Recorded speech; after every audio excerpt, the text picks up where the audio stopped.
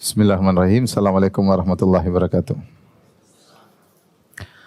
Alhamdulillahi ala ihsani wa syukru lahu ala taufiqihi wa amtinani wa asyhadu an la ilaha illallah wahdahu la syarika lahu ta'ziman li sya'ni wa asyhadu anna Muhammadan abduhu wa rasuluhu da'ila ridwani. Allahumma salli alaihi wa ala alihi wa ashabihi wa ikhwani.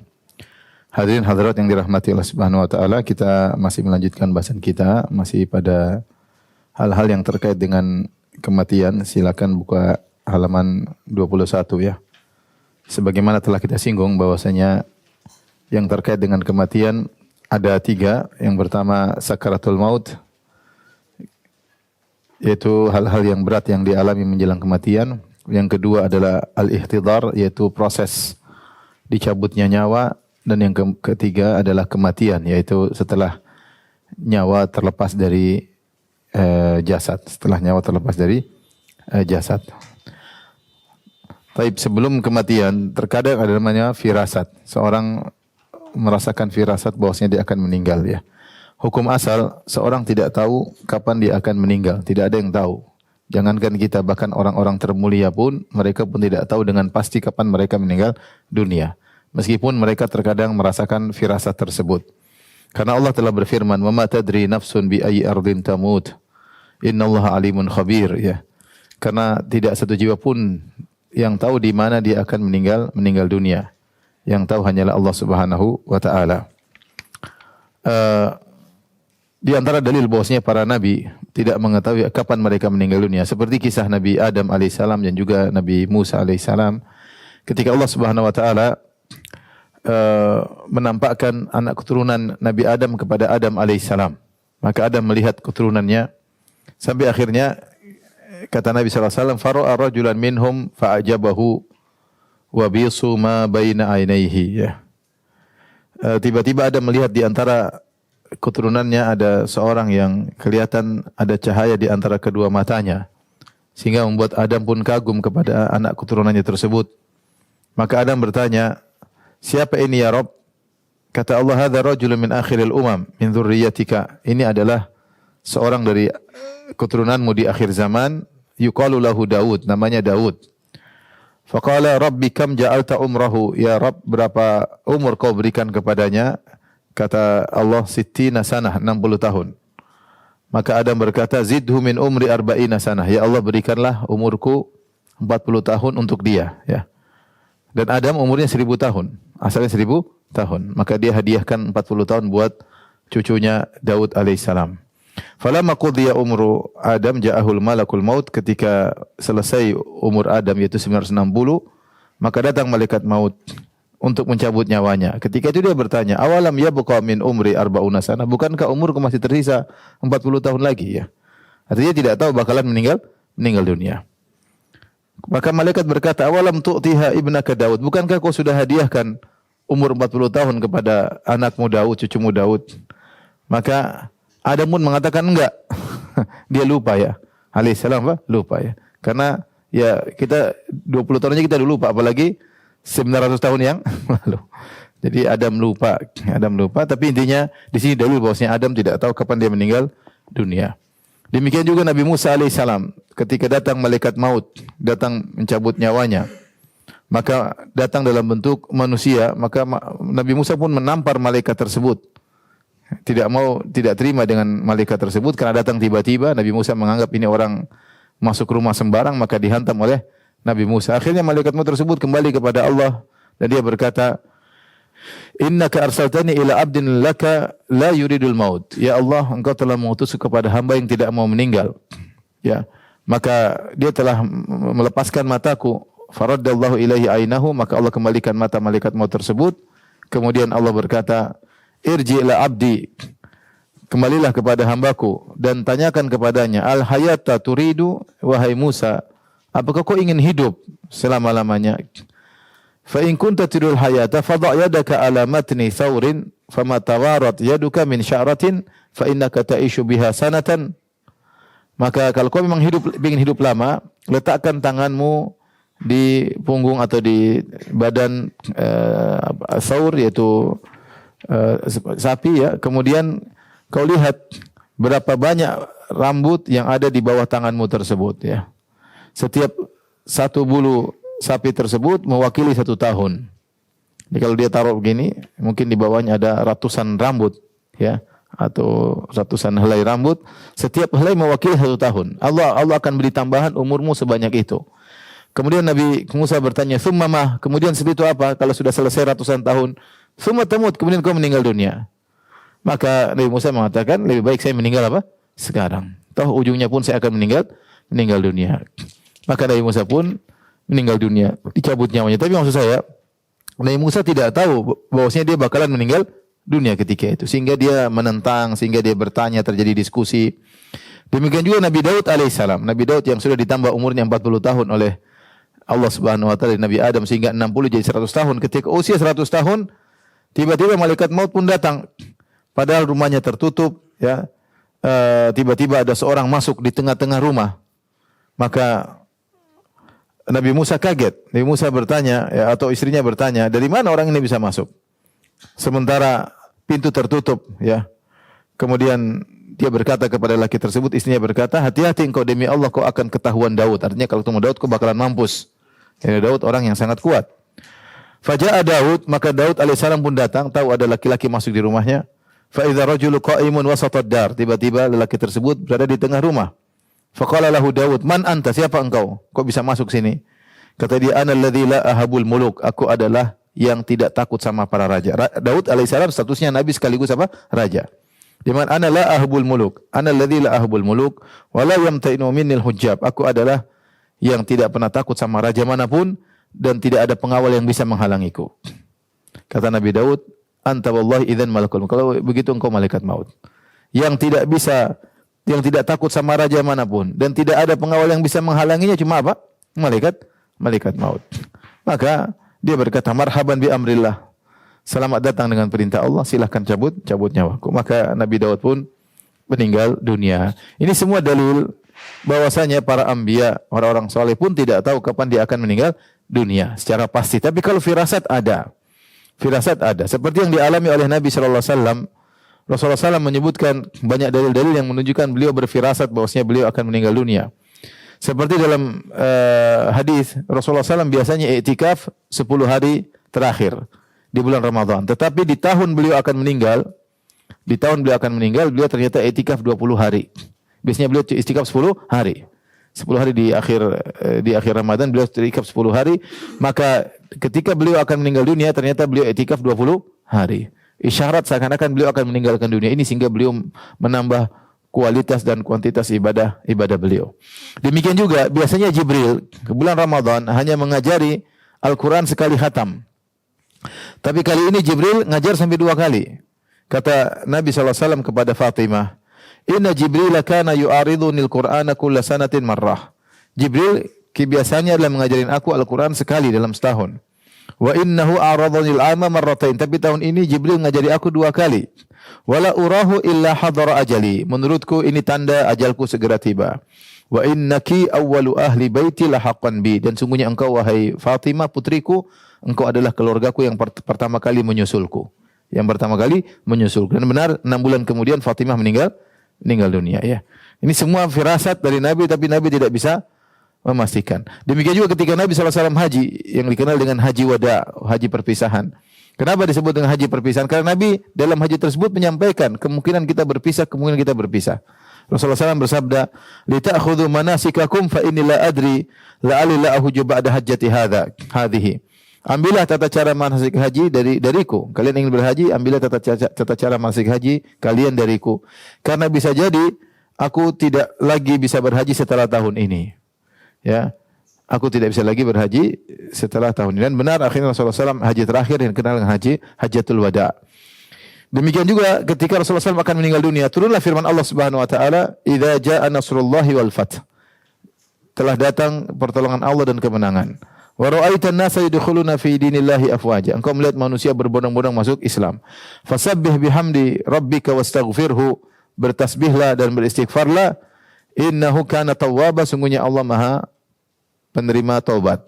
Ketika turun ayat ini, maka Ibnu Abbas mengerti. Dia mengatakan surat ini adalah ajalu Rasulullah sallallahu alaihi wasallam a'lamahu iyyah. Ini adalah ajal Nabi yang Allah sampaikan kepada Nabi sallallahu alaihi wasallam bahwasanya sebentar lagi kau akan meninggal. Kenapa Ibnu Abbas memahami hal ini? Karena surat ini menunjukkan bahwasanya tugas Nabi sudah selesai. Dia sudah berdakwah, datang kemenangan, dengan pertolongan, orang-orang berbondong-bondong masuk apa? Islam. Apalagi Nabi sudah disuruh untuk banyak istighfar. Dan ini pertanda, namanya kalau sudah disuruh istighfar secara spesifik, ini pertanda tugas sudah selesai. Sebagaimana kebiasaan Nabi kalau sudah selesai dari suatu ibadah, beliau beristighfar. Habis salat beliau beristighfar, haji beliau beristighfar, ya. Salat malam juga ditutup dengan istighfar.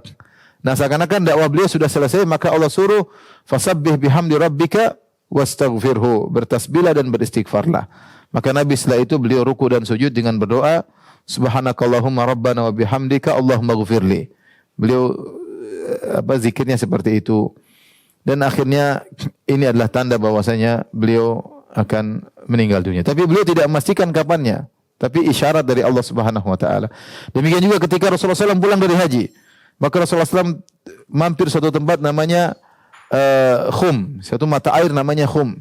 Letaknya antara Mekah dan Madinah. Maka Rasulullah SAW berkhutbah di hadapan para sahabat. Fahamidallah wa athna alaihi. Rasulullah SAW memuji Allah, menyanjungnya. Wa wa'adha wa dhakkar. Rasulullah SAW beri wejangan, beri peringatan. Kemudian beliau berkata, amma ba'du. Ala ayyuhan nasu fa innama ana basharun. Wahai manusia sekalian, sungguhnya aku hanyalah seorang manusia. Yushiku an ya'tiya rasulu rabbi fa ujiba. Hampir-hampir datang utusan Tuhanku, yaitu malaikat maut, untuk memanggilku, lalu aku memenuhi panggilan tersebut. Ini dalil bahwasanya Rasulullah SAW merasa dia akan meninggal dunia, tapi dia tidak bisa pastikan. Oleh karena tidak benar orang mengatakan saya tahu kapan saya meninggal, itu hanya khurafat. Itu tidak benar ya. Tapi kalau menjelang meninggal ada firasat atau dia sudah sakit, tanda-tanda sakit, ya ini sih semua orang tahu, tanda-tanda medis misalnya, atau ada firasat atau yang lain. Tapi kalau tahu kapan saya akan meninggal, ini hal yang gaib. Jangankan kita, para anbiya pun, para nabi pun tidak tahu. Di antara firasat yang pernah dilihatkan seperti dialami oleh para sahabat. Sa'ad bin Mu'adz, ya, ketika dia berperang dalam perang Uhud, ya, itu ada seorang namanya Anas bin Nadhr. Anas bin Nadhr radhiyallahu anhu, dia tidak sempat perang Badar. Maka dia pun menyesal tidak ikut perang Badar, dan dia berkata, la in ra'aitu qitalan la yarayannallahu ma asna. Kalau saya sempat hadir lagi dalam perang berikutnya, sungguh benar-benar Allah akan melihat apa yang akan aku lakukan. Ketika tiba perang Uhud tahun berikutnya, maka beliau pun semangat. Ketika itu para sahabat sempat mundur, dia tetap maju. Aqbala Anasun. Kemudian dia sempat maju, kemudian dia ketemu dengan Sa'ad bin Mu'adz. Sa'ad bin Mu'adz pimpinan dari suku Al-Aus. Dia pun sempat mundur. Kemudian dia berkata, ya Aba Amr, Aina kum? Kemana kau hendak pergi wahai Sa'ad bin Mu'adz? Bangkitlah. Kemudian kata Anas bin Nadhr, fa walladhi nafsi biyadihi inni la ajidu rihal jannati duna Uhud. Demi zat yang jiwaku berada di tangannya, sungguh aku mencium aroma surga dari arah gunung Uhud. Akhirnya dia nekat maju dan dia meninggal dunia, akhirnya mati syahid. Tapi subhanallah, dia dibuat ada firasat dia akan meninggal dunia, di mana Allah membuat dia sempat mencium aroma wangi surga. Ini tidak dialami oleh semua orang. Tapi ini dia hanya tahu ketika itu. Bukan sejak awal dia bakalan tahu meninggal di perang Uhud. Tapi ketika itu ada tanda dia bakalan meninggal dunia. Di antara dia mencium aroma wangi surga. Demikian juga seperti firasat yang dialami oleh bapaknya Jabir bin Abdullah, yaitu Abdullah bin Haram. Ketika dia akan masuk dalam perang Uhud, maka bapaknya Abdullah bin Haram berkata kepada Jabir, dia mengatakan, ma urani illa maqtulan fi awwali man yuqtal min ashabin Nabi sallallahu alaihi wasallam. Wahai putraku Jabir, besok terjadi perang. Menurutku saya termasuk yang pertama kali bakalan meninggal di antara para sahabat Nabi sallallahu alaihi wasallam. Dan benar, kemudian mengatakan, jaga lunaskan hutangku dan jaga adik-adik perempuanmu. Kemudian benar, fa asbahna fa kana awwala qatil. Dan benar, ketika di pagi hari terjadi perang, dia termasuk orang yang pertama kali meninggal dunia. Ini semua disebut dengan apa? Firasat. Kita dapati sebagian kawan kita juga merasakan hal tersebut. Sebagian kenalan kita, dia merasa kayaknya bentar lagi hidup, atau malamnya dia merasa sesuatu, ternyata besok meninggal dunia, ya. Dan itu banyak terjadi dan sering kita dengar. Tetapi tidak ada yang tahu kapan dia meninggal dunia, karena itu hal yang gaib. Adapun firasat menjelang kematian itu mungkin saja Allah kabarkan kepada siapa yang Allah kehendaki sebagai bentuk pertanda bahwasanya dia akan meninggal dunia.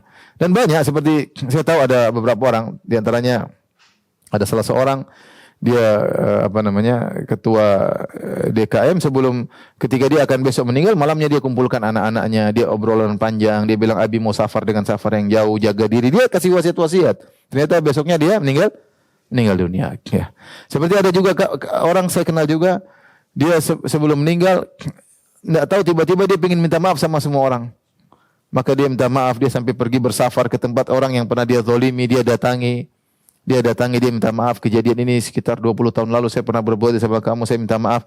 Subhanallah, setelah dia minta maaf, kemudian dia meninggal dunia ya. Jadi Allah kasih dia maksudnya kehendak, perasaan untuk segera menyelesaikan urusannya sebelum dipanggil oleh Allah Subhanahu wa taala. Namun tidak semua orang seperti itu. Sering kematian itu datang tiba-tiba, tidak terduga. Betapa sering seorang keluar dari rumahnya, tidak terbetik dalam benaknya dia bakalan meninggal. 1% pun tidak ada. Probability-nya enggak ada. Benar-benar tidak ada. Tahu-tahu dia meninggal dunia. Dan itu sering terjadi. Keluar dalam kondisi lagi nyaman, dalam kondisi ketawa-ketawa, mungkin punya rencana akan melakukan ini, tiba-tiba meninggal dunia. Dan itu yang sering terjadi. Al-maut ya'ti baghtah. Bahwa si kematian itu datang tiba-tiba. Dan di antara ciri-ciri tanda-tanda hari kiamat adalah kematian yang al-mufaji', yang datang dengan tiba-tiba. Ya, saya tidak mengingkari, maksudnya ada orang merasakan firasat itu ada. Tapi kenyataannya banyak orang meninggal dengan apa? Tiba-tiba tanpa dia duga. Datang malaikat maut, kemudian dicabut nyawanya dalam kondisi lagi sehat-sehatnya, dalam kondisi lagi gembira-gembiranya, dalam kondisi lagi kaya-kayanya, dalam kondisi lagi mungkin beli rumah baru, beli mobil baru, mungkin lagi coba mobil baru, tapi kalau Allah utus malaikat maut, maka dia tidak bisa menghindar. Dan itu yang lebih sering terjadi, seorang meninggal tiba-tiba. Nah, itu yang makanya seorang berusaha untuk mempersiapkan dirinya untuk dijemput oleh malaikat maut yang datang dengan tiba-tiba. Seorang berusaha kapan dipanggil oleh Allah, dia harus siap sedia. Karena kalau sudah dipanggil oleh Allah Subhanahu wa taala, selesai. Tinggal dia melaporkan hasil kerjaan dia, catatan amal ditutup oleh malaikat maut, malaikat pencatat amal ditutup dan tidak akan dibuka lagi kecuali nanti hari kebangkitan. Sudah selesai. Makanya kata Ali bin Abi Thalib, al-yauma amalun bila hisab, godan hisabun bila amal. Sekarang ada cuma amal, tidak ada hisab. Enggak ada yang hisab kamu, enggak ada. Tapi nanti di kemudian hari kamu tidak bisa beramal lagi. Yang ada cuma apa? Hisab. Maka seorang kalau lagi futur, lagi malas, dia ingat akan hal ini, bahwasanya kematian itu menjemput dia sering tiba-tiba tanpa pemberitahuan terlebih dahulu. Tanpa pemberitahuan terlebih dahulu. Di puncak-puncak lagi merasa sehat, di puncak-puncak lagi merasa bahagia, di puncak-puncak lagi suksesnya, ya, tiba-tiba dicabut nyawanya oleh Allah Subhanahu wa taala. Taib, jika seorang sudah meninggal dunia atau menjelang meninggal dunia, jika seorang mengalami firasat atau dia akan meninggal dunia, biasanya orang mengalami namanya sakratul maut. Sakratul maut. Sakratul maut, al-maut artinya kematian. Sakrah diambil dari syukur. Syukur artinya tertutup. Makanya, dan ini masih digunakan dalam bahasa Arab ya. Seperti orang mabuk disebut sakran. Sakran ya. Sakran itu akalnya tertutup. Makanya minuman khamr disebut muskir. Itu ada sin kaf ra, muskir.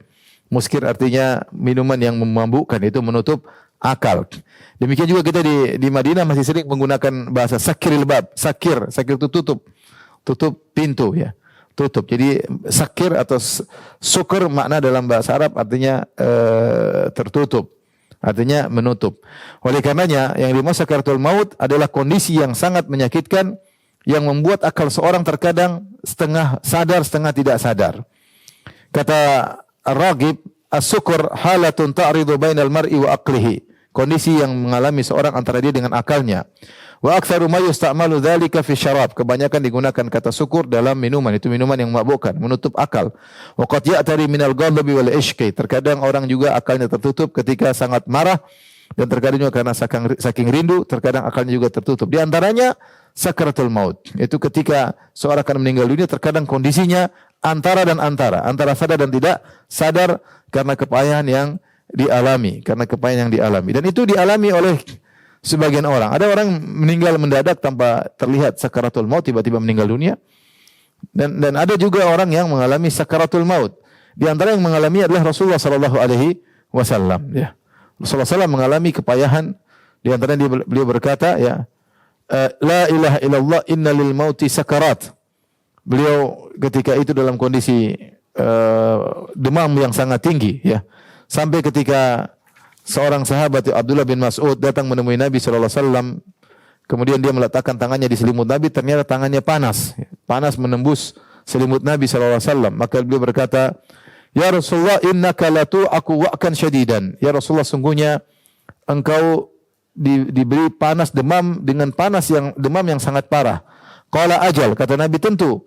Ini aku kama yu'aku rajulani minkum. Aku ini kalau demam 2 kali lipat daripada demam kalian. Demam yang sangat tinggi yang bisa membuat orang sangat kepayahan.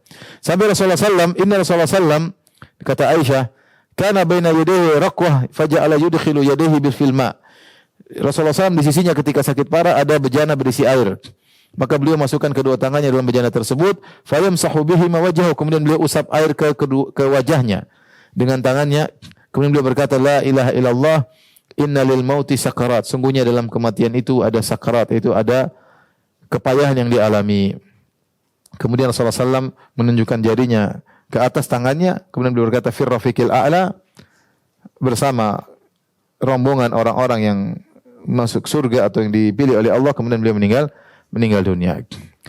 Beliau meninggal dunia, ya. Jadi Rasulullah SAW mengalami juga namanya sakarat. Sebagaimana dikatakan oleh Anas, lamma thaqula an-nabiy sallallahu alaihi wasallam ja'ala yataghashahu. Ketika semakin berat sakit Nabi sallallahu alaihi wasallam, maka beliau pun sampai tidak sadarkan diri, ya. Sampai Fatimah berkata, wa karba abahu, ya, betapa berat kesulitan yang kau hadapi wa ayahanda. Maka Rasulullah berkata, laisa ala abiki karbun ba'dal yaum. Setelah ini tidak ada lagi kesulitan wahai putriku, cuma kali ini aja terakhir. Ini kesulitan terakhir yang akan saya hadapi. Falamma mata, ketika Rasulullah SAW meninggal dunia, maka Fatimah berkata, ya abatah ajaba rabban da'ah. Ya abatah min jannatil firdausi ma'wah, ya abatah ila Jibril nan'ahu. Wahai ayahanda, engkau telah memenuhi panggilan Rabbmu. Wahai ayahanda, surga firdaus adalah tempat tinggalmu. Wahai ayahanda, kepada Jibril kami sampaikan kabar kematianmu. Dan sakaratul maut adalah seperti sakit yang dialami seorang, tidak menunjukkan sesuatu. Bukan berarti kalau orang mengalami sakarat yang berat berarti dia rendah kedudukannya, tidak sama sekali, ya. Sebagaimana para anbiya, mereka yang paling berat ujiannya. Kata Rasulullah SAW, asyaddun nasi bala'an al-anbiya. Orang yang paling berat ujiannya adalah para nabi. Tsumma salihun, kemudian orang saleh. Tsumma al-amsal fal amsal, kemudian selanjutnya dan selanjutnya. Maka sakaratul maut menimpa seorang berbeda-beda. Ada yang mungkin biasa, ada yang ringan, ada yang mengalami kesulitan. Tidak jadi masalah. Bukan berarti kalau ada yang merasa sakit, berat, kemudian dia berarti ini orangnya parah, enggak. Tergantung bagaimana dia menghadapi itu. Kalau dia menghadapi dengan tenang, meskipun sakit parah, karena sakit yang dia alami menjelang dia meninggal dunia, itu bisa jadi menggugurkan dosa-dosanya atau mengangkat tinggi derajatnya. Rasulullah SAW yang orang tanpa dosa, yang telah diampuni dosa yang terlalu maupun akan datang, mengalami sakaratul maut. Dalam rangka apa? Dalam rangka untuk meninggikan derajat Nabi sallallahu alaihi wasallam. Oleh karenanya banyak orang-orang saleh ketika meninggal mereka mengalami hal-hal yang berat dan mereka berangan-angan untuk meninggal dalam kondisi mati syahid. Lihatlah Umar yang berdoa, Allahumma inni as'aluka syahada fi baladi nabiyyik. Kata Umar, ya Allah, aku mohon mati syahid di negeri nabimu, itu di kota Madinah. Dan benar akhirnya doa beliau dikabulkan dan beliau ditikam oleh Abu Lu'lu'ah al-Majusi. Kemudian juga misalnya Utsman juga meninggal dalam kondisi mati syahid, ditikam oleh orang masuk dalam rumahnya, kemudian beliau ditikam di hadapan istrinya radhiyallahu anhu. Demikian juga Ali bin Abi Thalib ketika mau keluar salat subuh dia ditikam oleh orang Khawarij sehingga mati syahid. Al Hasan putranya meninggal dalam kondisi diracun sehingga akhirnya meninggal dunia. Al Husain kita sebagaimana kisahnya dibunuh di Karbala. Semua meninggal dengan kondisi-kondisi yang berat. Meskipun mereka tidak mengalami sakarat mungkin, tapi tiba-tiba ditikam kemudian meninggal, tapi itu adalah untuk meninggikan derajat mereka. Oleh karena disebutkan Nabi SAW pun demikian. Rasulullah SAW diracun pada tahun 7 Hijriyah, kemudian beliau meninggal pada tahun 11 Hijriyah. Rasulullah SAW sehingga beliau mendapatkan pahala syahid. syahid meskipun bukan dalam medan pertempuran, meskipun bukan dalam medan pertempuran.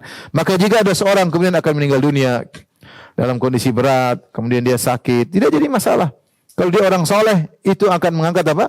Derajatnya. Itu akan mengangkat derajatnya, akan menggugurkan dosa-dosanya, mengangkat derajatnya. Dan Allah lebih tahu mana yang diwafatkan dengan cara begini, dengan cara begitu. Ada juga yang mudah, dengan mudah begitu saja dia mudah, terserah Allah Subhanahu wa taala. Seorang menerima dengan apa yang Allah putuskan kepadanya. Sebagaimana ada orang yang selalu sehat tidak mesti lebih beriman daripada yang selalu apa? Sakit.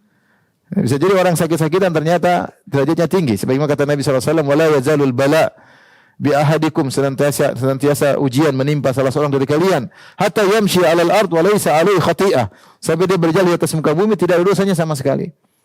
Kenapa? Dia selalu dikasih ujian.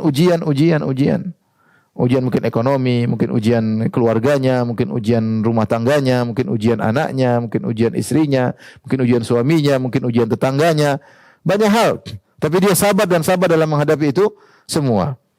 Kemudian ternyata dia berjalan di atas muka bumi tanpa ada dosa sama sekali. Maksudnya ketika kita melihat orang sakit menjelang meninggal, bukan berarti pertanda apa-apa, tidak. Kita nggak tahu ini buat apa, tapi yang jelas Nabi pun mengalami sakaratul maut, dan Nabi mengalami sakit yang parah sampai panas Nabi 2 kali lipat sallallahu alaihi wasallam daripada orang biasa, karena pahala Nabi berlipat-lipat ganda di sisi Allah Subhanahu wa taala.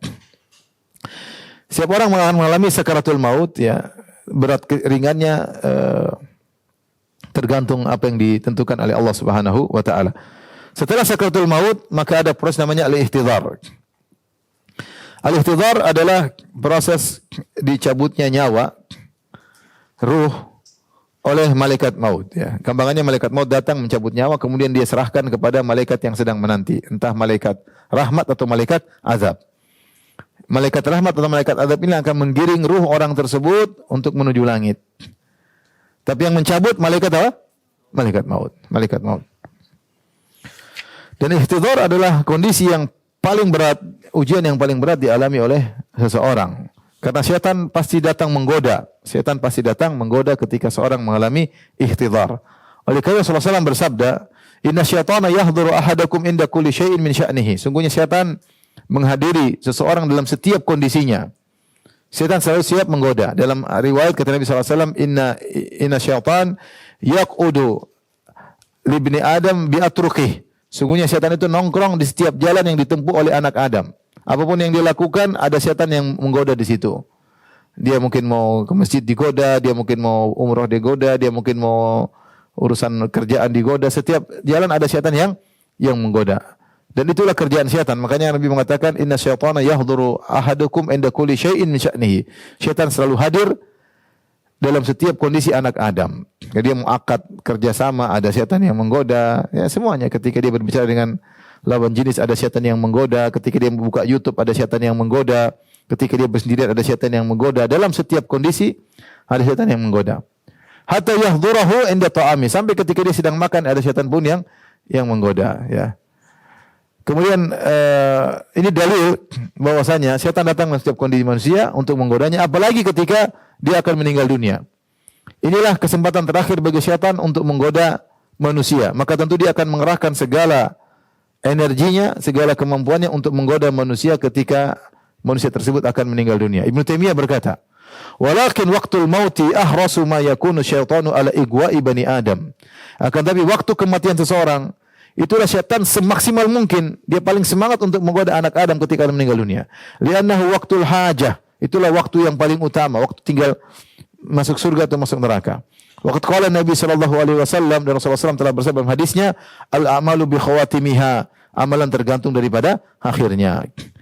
Maka betapa banyak orang ketika akan meninggal dunia tidak mau mengucapkan la ilaha illallah. Betapa banyak orang ketika meninggal dunia hatinya berkhianat. Ini disebut oleh Ibnu Qayyim rahimahullah ta'ala. Orang suka bermaksiat. Ketika dia akan meninggal hatinya berkhianat. Dia mau mikir Allah, hatinya enggak mau. Hatinya tidak mau. Disuruh mikir akhirat, hatinya tidak mau. Dia akan memikirkan yang biasa yang dia lakukan. Hobinya apa itu yang dia pikirkan, itu yang dia pikirkan. Sebagian perkataan kata pepatah, al-ina'u bima fihi yamdahu, bahwasanya bejana itu mengeluarkan isinya. Apa yang selama ini kita isi hati kita, itu akan keluar ketika sakaratul maut. Kalau kita isi dengan nyanyian, dengan musik-musik, dengan film-film, dengan ini macam-macam, itu akan keluar. Apa yang menjadi hobi kita itu akan keluar ketika akan meninggal dunia. Maka seorang kalau tidak membiasakan hatinya diisi dengan nilai-nilai iman, maka dia akan kesulitan pada hari tersebut ketika malaikat maut akan mencabut nyawanya. Maka syaitan benar-benar menggoda ketika seorang akan meninggal dunia. Oleh karena di antara doa-doa yang dianjurkan agar kita bisa selamat ketika di penghujung kehidupan kita, di antaranya kita berdoa, wa min fitnatil mahya wal mamat. Itu Allah kata kita syahud terakhir. Allah min a'udzubika min adzabi jahannam wa min adzabil qabri wa min fitnatil mahya wal mamat wa min fitnatil masih dajjal. Ya Allah, aku berlindung kepada Engkau azab neraka jahanam, azab kuburan, kemudian fitnah kehidupan dan kematian. Di antara fitnah kematian tadi, fitnah godaan syaitan ketika malaikat maut akan mencabut nyawa. Dan di antara doa yang diajarkan oleh Nabi sallallahu alaihi wasallam, "A'udzubika min ayatakhabbatina syaitanu indal maut." Aku berlindung kepada Engkau ya Allah dari godaan syaitan ketika aku akan meninggal dunia. Lihatlah kisah yang menakjubkan yang dialami oleh Imam Ahmad rahimahullahu taala. Ketika dia akan meninggal dunia, beliau pingsan, kemudian beliau sadar. Dan ketika beliau sadar, beliau mengatakan ba'du. Kata dia belum. Maka anaknya heran, "Wahai ayahanda, kenapa engkau berkata belum?" Kata Imam Ahmad, tadi syaitan datang. Qaimun bihidai, adin ala anamili. Syaitan tadi hadir di sampingku, kemudian dia gigit jari-jarinya menunjukkan dia menyesal. Dia menunjukkan dia tidak bisa menggoda Imam Ahmad, dia menyesal. Maka syaitan berkata kepadaku, "Ya Ahmad, futtani." Kata syaitan, "Wahai Ahmad, kau sudah lolos dariku." Wa ana aqul la ba'du. Aku berkata kepadanya, aku belum lolos darimu. Hatta amut, sampai aku meninggal baru aku lolos. Jadi syaitan ingin bikin Imam Ahmad ujub ketika itu.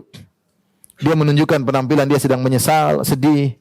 Kemudian dia berkata, "Kau sudah lolos wahai Ahmad." Kata dia, "Enggak, Imam Ahmad, enggak, saya belum lolos. Sampai saya meninggal baru apa? Baru lolos." Ya. Ini menunjukkan bahwasanya jangankan orang biasa, orang sekelas Imam Ahmad digoda oleh syaitan ketika akan meninggal apa? Dunia. Dan dia sempat melihat itu dan dia mengutarakan kepada anaknya menjelang beliau meninggal dunia.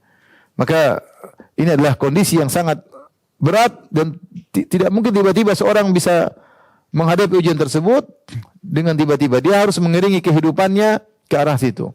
Kalau kehidupannya penuh dengan duniawi, apalagi maksiat, dia akan sulit menghadapi kondisi seperti itu. Dia jarang ingat Allah Subhanahu wa taala. Maka saya wasiatkan pada diri saya sendiri dan juga pada para hadirin hadirat dan juga pada para pemirsa. Selalu kaitkan kegiatan kita dengan Allah Subhanahu wa taala. Selalu. Kita mau ngapain selalu karena Allah. Kita mau ketemu kawan karena Allah, kita ngobrol karena Allah. Kita duduk sama teman karena Allah, kita olahraga karena Allah Subhanahu wa taala, kita hadiri kajian karena Allah Subhanahu, kita berusaha karena Allah Subhanahu wa taala, kita silaturahmi karena Allah Subhanahu wa taala, sehingga hati kita selalu penuh dengan karena Allah, dengan harapan kalau kita didatangi oleh malaikat maut akan mudah kita mengingat Allah Subhanahu wa taala karena dialah yang selalu kita ingat dalam segala kegiatan kita. Jangan sampai kita ghaflah, terlalu sibuk dengan urusan dunia, terlalu banyak urusan sehingga kita lupa mengingat Allah Subhanahu wa taala. Ini kita khawatirkan ketika menjelang kematian hati kita berkhianat, tidak mampu untuk mengingat Allah di saat-saat yang tegang tersebut. Kita sekarang aja di dunia, kita rasa hati kita berkhianat. Kita salat, kita mau khusyuk enggak bisa. Kita salat, kita mau khusyuk enggak bisa. Sudah di salat di Masjidil Haram, di belakang Syekh Sudes, masih saja belum apa? Khusyuk. Berarti apa yang masalah? Masalahnya hati kita bermasalah, bukan syekhnya yang bermasalah. Bukan Masjidil Haram bermasalah. Yang bermasalah adalah hati kita. Ini menunjukkan bahwa hati ini bisa berkhianat. Tatkala kita butuh lagi khusyuk, dia tidak mau. Dia tidak mau. Kenapa? Karena hati kita bermasalah. Dan ini permasalahan ini muncul karena kebiasaan kita sebelumnya, keseharian kita. Apa yang kita lihat, apa yang kita dengar, apa yang kita bicarakan, apa kegiatan kita, apa sih yang selalu terobsesi dalam benak kita. Hati-hati ibu-ibu, jangan obsesinya tas ini, jam mahal, tas mahal, jalan sana, jalan ke sini, inilah.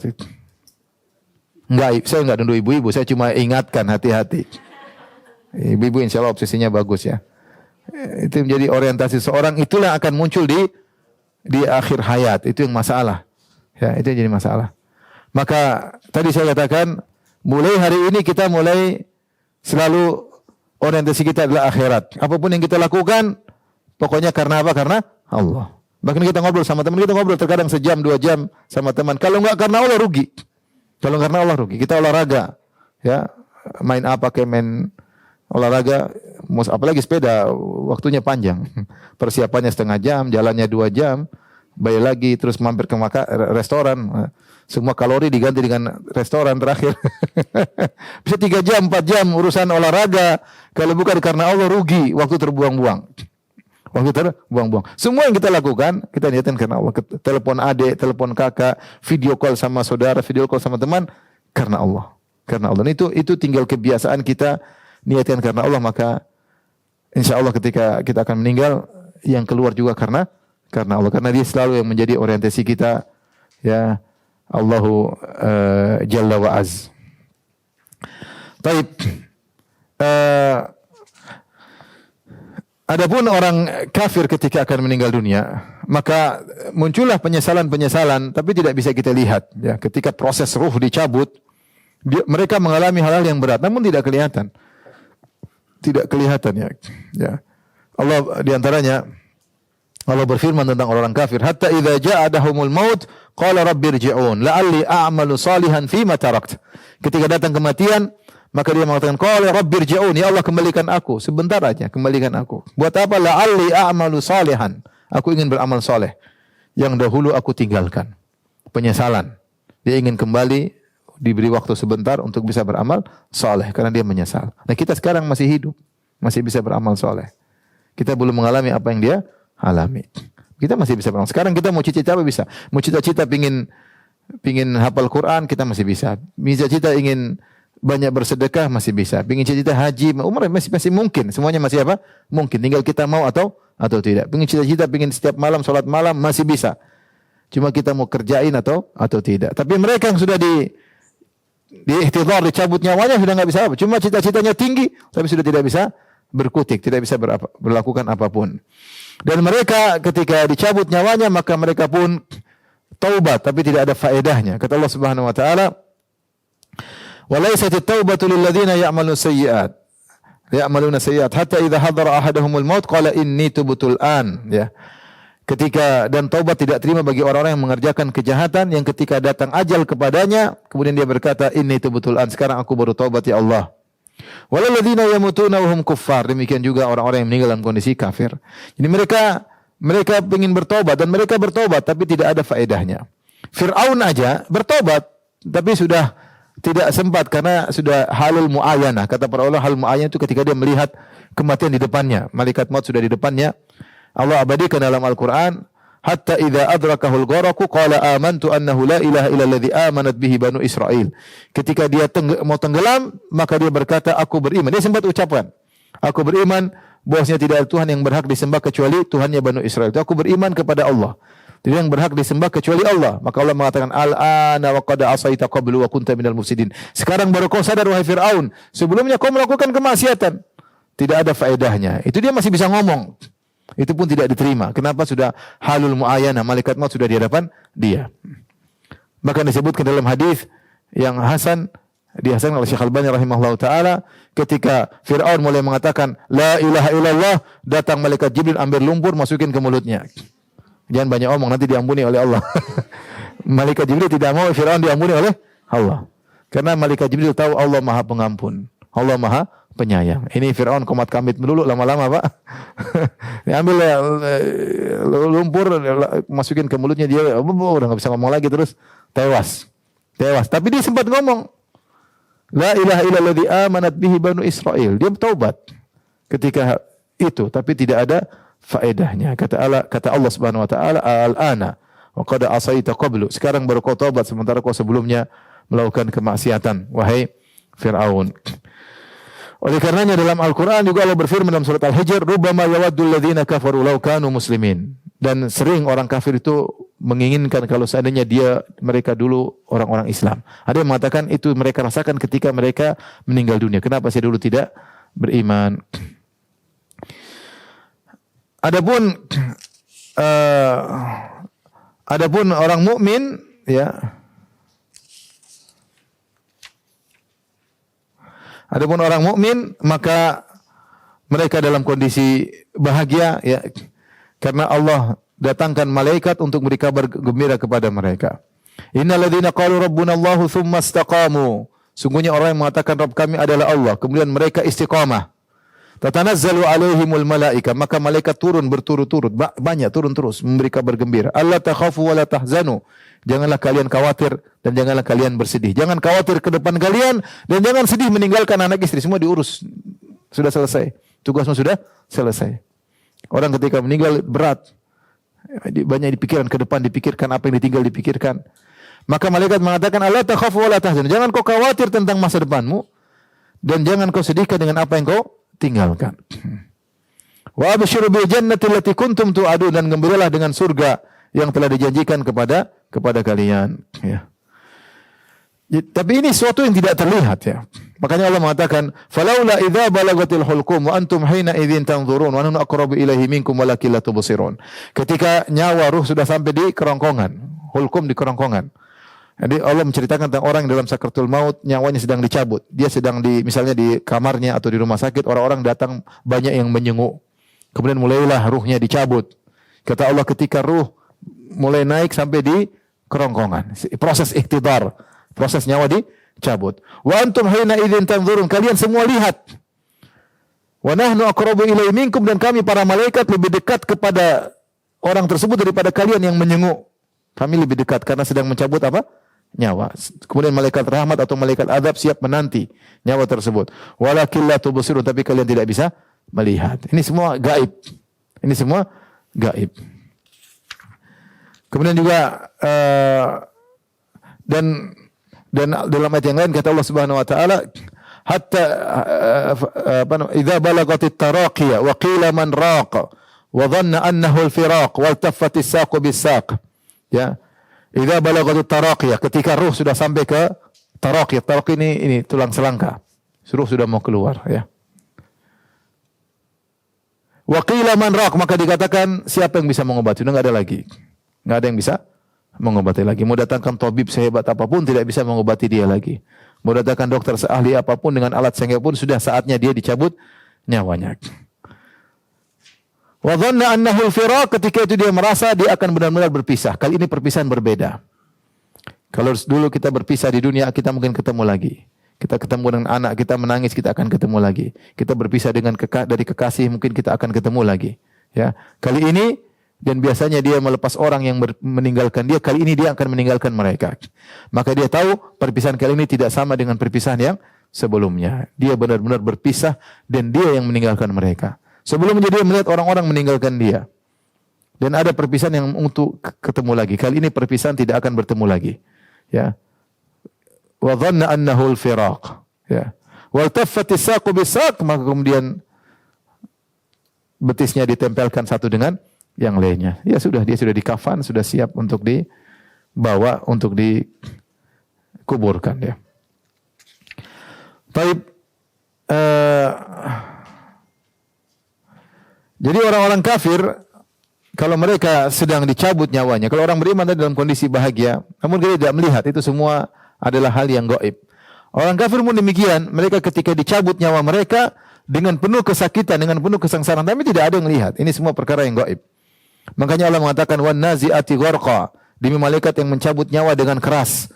Itu ruh tidak mau keluar, tapi dicabut dengan apa? Dengan paksa. Oleh malaikat dicabut dengan keras.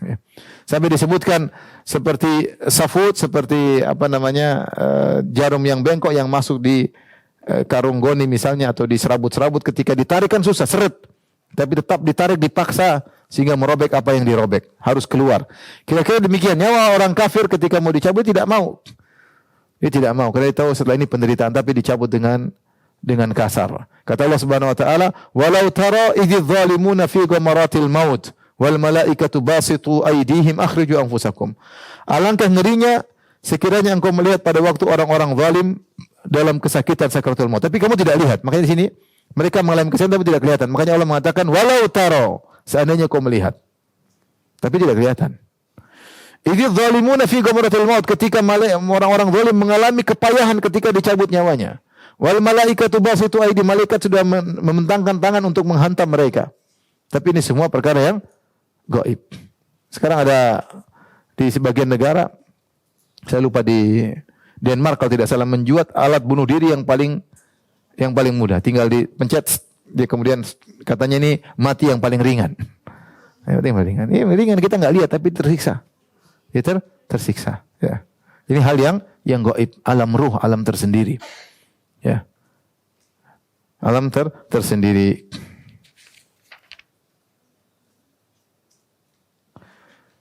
Dalam ayat yang lain, walau tara,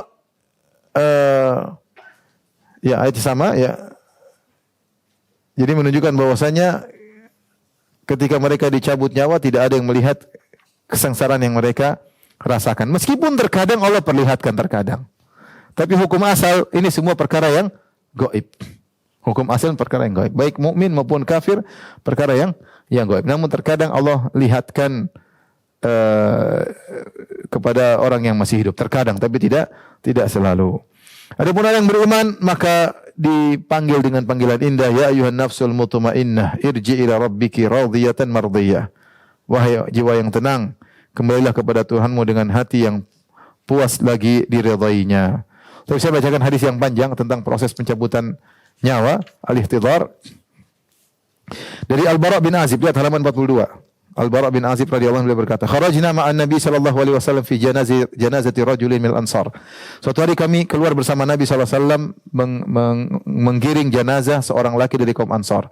Fantahina ila qabr walamma yulhad. Kami pun tiba di lubang kuburan dan belum sempat dibuang lahat. Lagi proses bikin liang lahat. Lahat itu yang apa? Lahat dimiring ya, dibuang lahat. Dibuat liang lahat. Fajalas Rasulullah sallallahu wa jalasna haulahu. Maka Rasulullah SAW pun duduk menanti proses penggalian lahat dan kami pun duduk di sekeliling Nabi sallallahu alaihi wasallam. Ka'anna ala ru'usina tayr. Seakan-akan ada burung di atas kepala kami. Saking kami serius mendengar Nabi sallallahu alaihi wasallam. Wa fi yadi udun yankutu fil ard. Dan di tangan Nabi ada semacam kayu Nabi untuk nusukannya ke tanah. Farafa ra'sahu. Kemudian Rasulullah SAW mengangkat kepalanya. Kemudian beliau berkata, "Ista'idzu billahi min adzabil qabr marratain." Kata Rasulullah SAW, berlindunglah kalian daripada azab kubur. Rasulullah ulang 2 kali. Berlindunglah kalian daripada azab kubur 2 atau 3 kali. Tsumma qala, kemudian Rasulullah SAW menjelaskan tentang bagaimana perjalanan ruh. Innal abdal mu'min idza kana fi inqita'i minad dunya wa iqbalin minal akhirah. Sungguhnya hamba mukmin jika dia terputus dari dunia ini, meninggalkan dunia, wa iqbalun minal akhirah, dan dia menuju kepada akhirat. Nazala ilaihi malaikatun minas sama' bidul wujuh. Maka turunlah malaikat-malaikat dari langit yang wajah mereka putih. Kana wujuhahum syams, seakan-akan wajah mereka bercahaya seperti matahari. Ma'ahum kafanun min akfanil jannah, mereka bawa kain kafan dari surga. Wa hanutun min hanutil jannah, mereka bawa wangian dari surga. Hatta yajlisu minhu maddal basar, kemudian mereka pun duduk di samping orang tersebut, hamba mukmin tersebut sejauh mata memandang. Tsumma yaji'u malakul maut, setelah mereka hadir datang malaikat maut. Jadi malaikat maut datang belakangan siap mencabut nyawa. Jadi malaikat semua sudah siap untuk mengambil apa? Nyawanya. Ada proses. Malaikat datang siap menerima nyawa, menerima ruh, datang malaikat maut. Hatta yajlisa inda ra'sihi, kemudian malaikat maut duduk di samping kepalanya. Fa yaqulu ayyatuhan nafsut thayyibah. Malaikat maut berkata, wahai jiwa yang baik, ukhruji ila maghfiratin minallahi wa ridwan. Keluarlah engkau kepada ampunan Allah dan keridhaan Allah. Qala fatakhruju tasilu kama tasilul qataratu min fis siqa. Maka keluarlah ruh tersebut dari tubuh jasad orang beriman tadi seperti tetesan air yang keluar dari tempat simpan air. Jadi kalau kita punya siqa itu tempat air terbuat dari kulit. Kalau kita keluarkan airnya tinggal tetes terakhir, dia turun pelan-pelan. Dia keluar apa? Pelan-pelan. Dengan lemah lembut kemudian keluar dari tetesan, mungkin keluar baru menetes terakhir. Kira-kira demikian ruh seorang beriman keluar dengan lembut sebagaimana mudahnya air keluar dari tempat air. Fa ya'khudhuha, kemudian diambil nyawanya oleh malaikat maut. Fa idza akhadhaha lam yad'uha fi yadihi tarfata ain hatta ya'khudhuha. Ketika malaikat maut sudah mengambil nyawa, maka malaikat-malaikat rahmat tidak membiarkan, langsung mereka ambil nyawa tersebut. Sekejap pun tidak dibiarkan di tangan, sebentar aja malaikat maut pegang, langsung diambil oleh mereka. Fajaluna fi dzalikal kafan, kemudian mereka masukkan ruh tersebut dalam kafan dari surga tadi. Wa fi dzalikal hanut, kemudian dimasukkan dalam wangian, diberi wangian dari surga tersebut.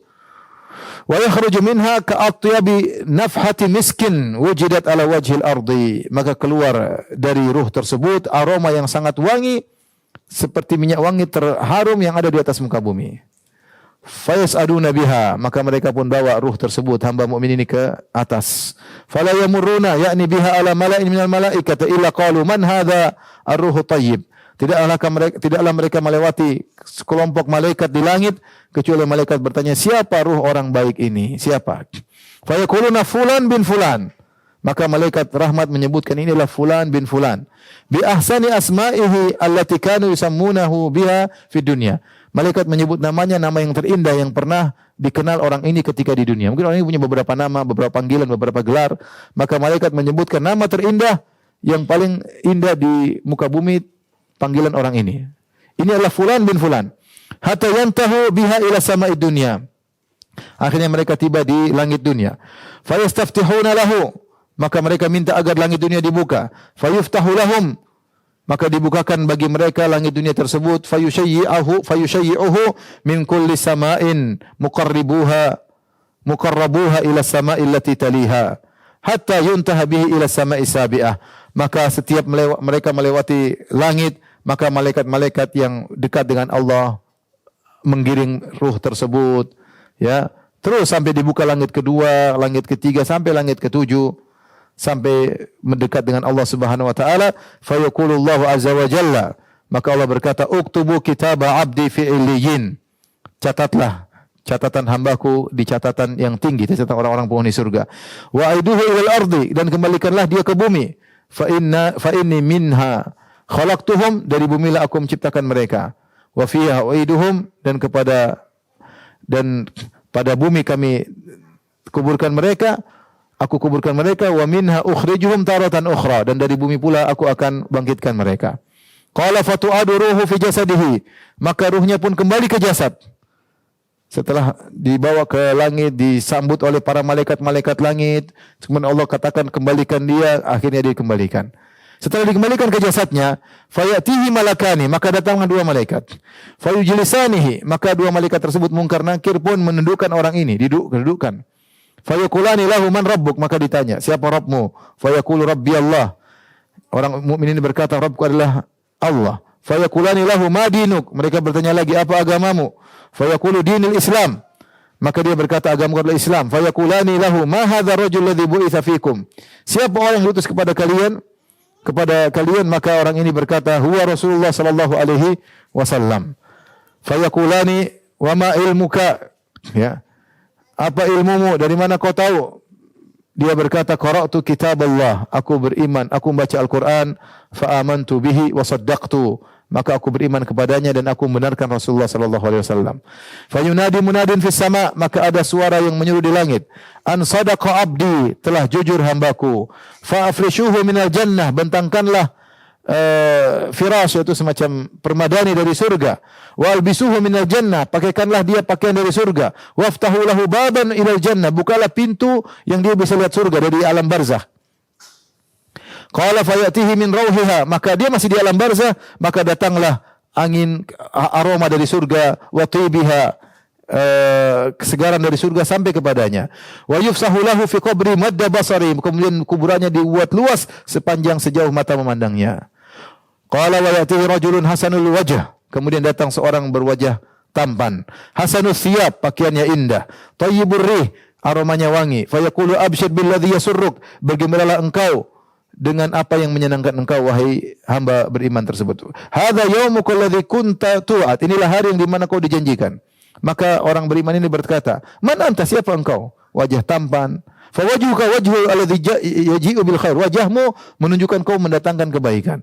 Fa yaqulu ana amaluka salih, aku adalah amal salehmu ketika di dunia.